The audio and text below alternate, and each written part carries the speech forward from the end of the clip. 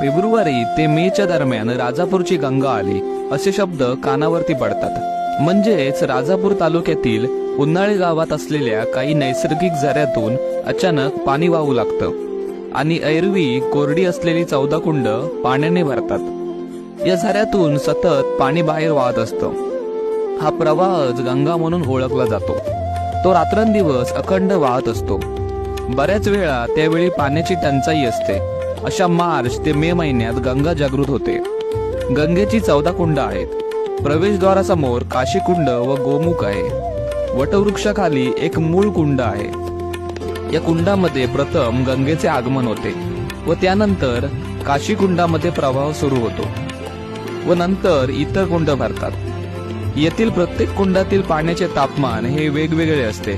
हे येथील पाण्याचे वैशिष्ट्य आहे. पूर्वी दर 3 वर्षांनी एकदा गंगामाईचे आगमन व्हायचे, पण सुमारे 2011 पासून दरवर्षी गंगामाईचे आगमन होते. राज्याच्या अनेक कानाकोपऱ्यातून लाखो भक्तगण गंगामाईच्या दर्शनाला येतात.